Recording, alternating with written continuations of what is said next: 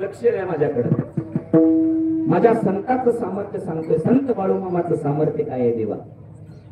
बुदनूर नावाचं गाव आहे आणि त्या बुदनुरामध्ये दुर्गाप्पा नावाचा एक इसम आहे. मामाचा फार मोठा भक्त आहे. दुर्गाप्पाची पत्नी लक्ष्मीबाई तिचं नाव.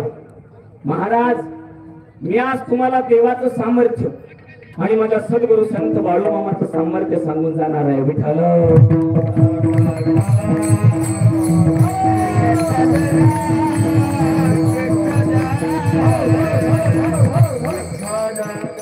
बुदनूर नावाचं गाव आहे. दुर्गाप्पा नावाचा मामाचा एक सेवक आहे. दुर्गाप्पाची पत्नी लक्ष्मीबाई तिचं नाव आहे. बिचारे तोंडानं फटकळ आहे पण मनानं मात्र चांगले. ज्याप्रमाणे जनाबाईनं पांडुरंगाला शिव्या दिल्या पण त्याच पांडुरंगाला आपल्या अंतकरणात कोंढावं अशी जनाबाई जशी माझी लक्ष्मी आहे. महाराज एक दिवशी दुर्गाप्पाच्या घराची भिंत कोसळली आणि जशी भिंत कोसळली तेव्हा आणि दुर्गाप्पाचा एक बैल सुद्धा जाग्यावरती गेला. आपल्या देवावरती किती विश्वास एका भक्ताचा असावा. दुर्गाप्पाचा बैल दगावला, घराची भिंत पडली आणि दुर्गाप्पाच्या पत्नीनं म्हणजे लक्ष्मीबाईनं मामाला शिव्या द्यायला चालू केलं. एक दिवशी दुर्गाप्पा मामाकडे गेला की देवा. मामा म्हणतात हे दुर्ग्या अरे अंगावरती चपक्यानं मारावर रे. वन उमटले. तुझ्या बायकोनं शिव्या द्याव्या आणि आमच्या अंगावरती वन उमटावं. दुर्गाप्पा सांगतो मामा काय चूक आहे बिचारीची.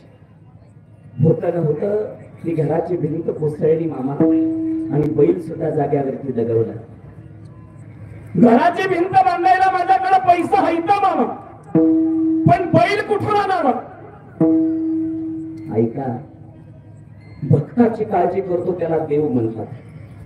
माझा आदमापूरचा राजा सदैव भक्ताची काळजी करतो म्हणून त्याला देवत्व पद आहे. लक्ष द्या. बाळूमामाने 180 रुपये हातात घेतले देवा आणि दुर्गाप्पाच्या हातात दिले. दुर्गाप्पा हे 180 रुपये घे आणि एक बैल तुझ्यासाठी आण. ऐका देवा दुर्गाप्पाने 180 रुपये मामाकडे घेतले. मामा सांगतात दुर्गाप्पा पण एक वाक्य माझं लक्षात ठेव. तुला फक्त 180 रुपयाचाच बैल आणायचा आहे. 1 रुपया जास्त बी नाही 1 रुपया कमी पण नाही. ऐका 180 रुपये घेतलेला दुर्गाप्पा निघालाय. मामा म्हणता दुर्ग्या बैल बाजारात नाही मग रस्त्यावरती मिळतोय. मामाचं सांगणं आहे देवा. लक्ष द्या माझ्याकडे काय सामर्थ्य आहे माझ्या सद्गुरु बाळूमामाचं. दुर्गाप्पानं लखाप्पा नावाचा सासरा आपला घेतला संगत आणि दुर्गाप्पा गेलाय बैल आणायला. लक्ष द्या बाजारामध्ये फिरतोय दुर्गाप्पा पण बैल काय मिळाला. आता दुर्गाप्पाच्या डोक्यात एकच आहे बैल कसा का असला पण किती बसवायचा आहे. किती जागा आहे ना तुम्ही सगळी. लक्ष द्या माझ्याकडे. मामाच्या दरबारात झोपू नका जागी राहा कारण मामाने अनेक लोकांना जाग केलंय देवा. लक्ष द्या. दुर्गाप्पा पाहतोय बैल फक्त 180 रुपयात बैल बसवायचा आहे. आता बाजारात लखाप्पा सांगताय दुर्गाप्पा चांगला बैल आहे.